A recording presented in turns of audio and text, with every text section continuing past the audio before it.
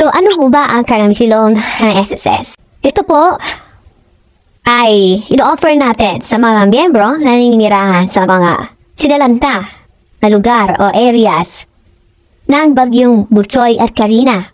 At dapat ang lokal na pamahalaan ng mga lugar na nabanggit na iyon ay dapat nandeklara ng state of calamity. Tapos, susunod nito ay dapat ang mga miyembro natin na mag-a-apply ng calamity loan ay dapat mayroong at least 36 monthly contribution sa kanilang SSS records. At aning dito ay dapat ibayad nila sa loob ng kalipas na 12 buwan bago sila mag-apply ng loan. At kung ang isang miyembro ay nagbago ng kanyang membership type, so halimbawa from employed, nag-self-employed siya or voluntary, dapat mayroon siyang assist na aning nahulog din sa bago niyang membership type. Pag-uusapan natin kung ano yung mga covered areas ng calamity loan program na tropical cyclone Butchoy and Carina. Anong mga kasama ang lugar nito? Ay NCR, Region 3, Calabarzon, Mimaropa, Region 11 at Region 12. So sa NCR, kasama dyan Caloocan, Las Piñas, Makati, Malabon, Mandaluyong, Manila, Marikina, Muntinlupa, Navotas, Paranaque, Pasay, Pasig, Pateros, Quezon City, San Juan, Taguig, Valenzuela. Yan po. Ito po ay base sa NDRRMC Situational Report ng Bagyong Carina at Butchoy. Tapos sa Region 3 naman, Bataan, Bulacan, Pampanga, yun. Yun po yung kasama. Itong Pampanga, recently added lang to. Kasi bago lang sila issue ng resolution. Tapos, hindi kasama pala dyan. May bagong update tayo. Naisama na po natin ang Region 1, ang La Union. Particularly po ang Bawang. So, bago lang din niya i-update. So, ang SSS po, pag may nagdideklara na mga lugar sa Pilipinas, tungkol sa Bagyong Butchoy at Carina o nagdeklara silang state of calamity at naipublish ito sa NDRRMC website kung saan doon po kami kumukuha, doon po kami nagbabase, ay may iisama po sila sa makapag-avail ng calamity loan program for Butchoy and Carina. Sa Calabarzon naman po, ito po ang mga nagdeklara ng state of calamity: Cavite, Batangas, at Rizal. So, kung may mga kasama man na tayo dito sa eskwela na or may mga kaibigan or mga kilala tayo na sa mga nabanggit na lugar, pwede niyo silang sabihan na available na po ang loan program for calamity sa mga lugar na ito. Sa Mimaropa naman po, Oriental Mindoro, particular lang sa Baco at sa Pinamalayan. Hindi po ang buong Oriental Mindoro ang nagdeklara. So, ang bayan na ng Baco at Pinamalayan. Sa Romblon naman, may isang bayan doon ng San Andres. Sunod po sa Region 11, sa Mindanao area na ito, Davao Occidental. Ang particular na lungsod po na nagdeklara ay Jose Abad Santos or itong Trinidad. So, yun po, iisa lang po ang sa may Region 11. Sa Region 12 naman po, bandang Mindanao pa rin, meron pong dalawang lungsod po ng Cotabato ang nagdeklara ng state of calamity, ang Cabacan at Pikit. So, as of kahapon po ito na data na kinuha namin sa NDRRMC at in-upload po para po makapag-avail sila ng calamity loan program. Kung mayroon mang mga lungsod or provinces na magdideklara related to Butchoy and Carina at makikita natin yun sa NDRRMC Situational Report, isasama po natin sila. Pero sa ngayon, yun po ang mga nabanggit ang mga lugar kung saan ang mga membro natin naninirahan at naapektuhan ang Bagyong Karina at Butchoy ay makapag-apply ng calamity loan. So ano ang mga fasilidad o mga features na kasama sa program na ito? So sa salary loans, mayroon itong service fee. Pero sa calamity loan, tinanggal natin to kasi ito ay agarang tulong. Isang disaster relief or isang disaster response ng SSS.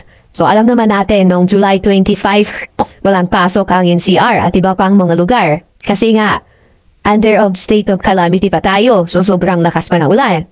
At by the time July 26, si SSS agad-agad nag-offer ng calamity loan sa mga ISIS member. So, ganun kahalaga ang mga membro ng SSS, kung kaya agad-agad ang SSS nagbibigay agad ng tulong, financial through calamity loan. So, ito po. Tapos, ito po ay nananatiling nasa interest rate na 10% per year or per annum.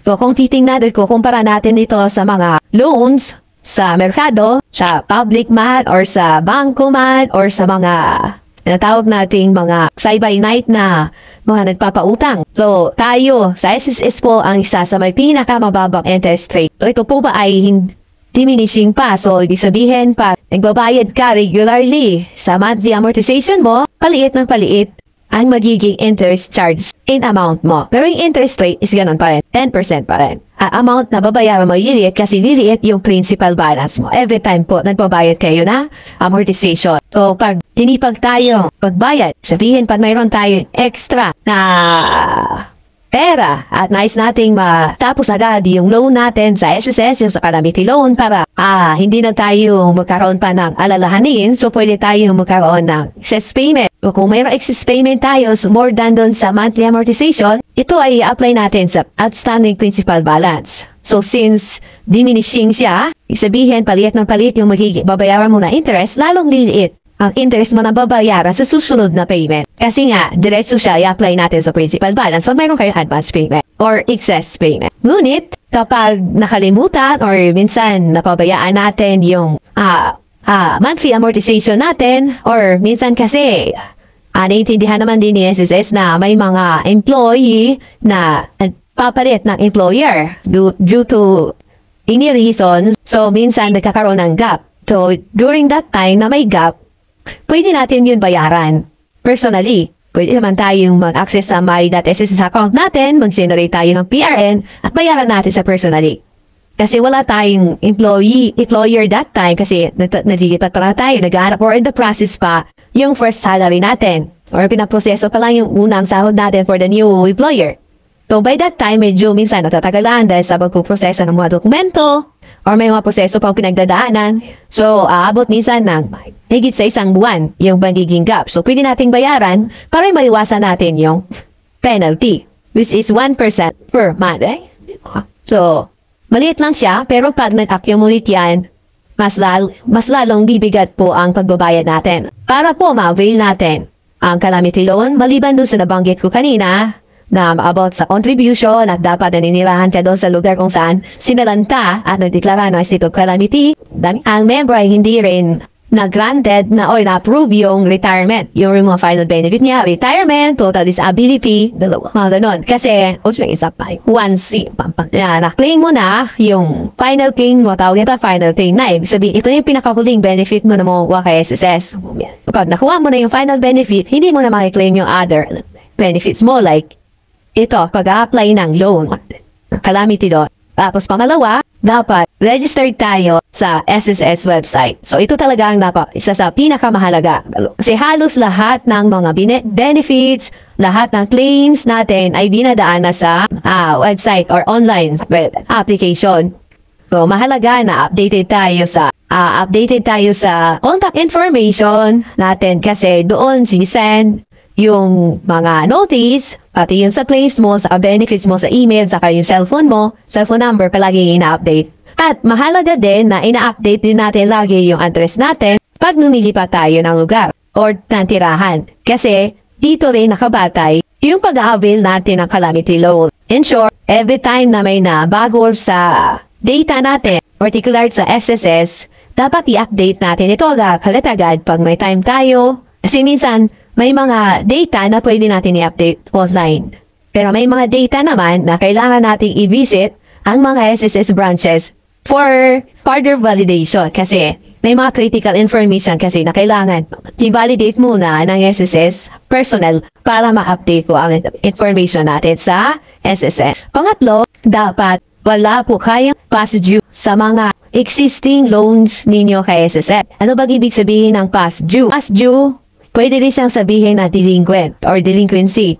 So, ano-ano ba tong past due or delinquency? So, ibig sabihin, mayroon kang at least hulog or amortization na hindi nabayaran. So, 3 or more na missed payment sa loan, makakonsider na na-past due yung account nyo. Pangalawa, halimbawa, yung salary loan mo, mayroon siyang 24 monthly amortizations bago mo siya ma-fully paid. So, lumipas na yung 24 months na dapat mo babayaran at hindi pa rin fully paid. Yung loan mo, may natira pang principal, interest, penalty, or combination ng tatlo, hindi ka makaka-avail ng calamity loan. So, i-check mo ninyo. Baka mayroon kayong na-miss na payment doon sa mga previous loans mo ninyo. Pangalawa, dapat wala pong restructured account. Ano bang ibig sabihin ng restructured? So, mayroong programa ang SSS na nag-o-offer ng restructuring ng mga past due nila na mga loan. So, ibig sabihin, past due din itong restructured loan na inayos lang para matulungan si member na mabayaran ng mas magaan at hindi na mag-i-incur siya ng malaking penalty.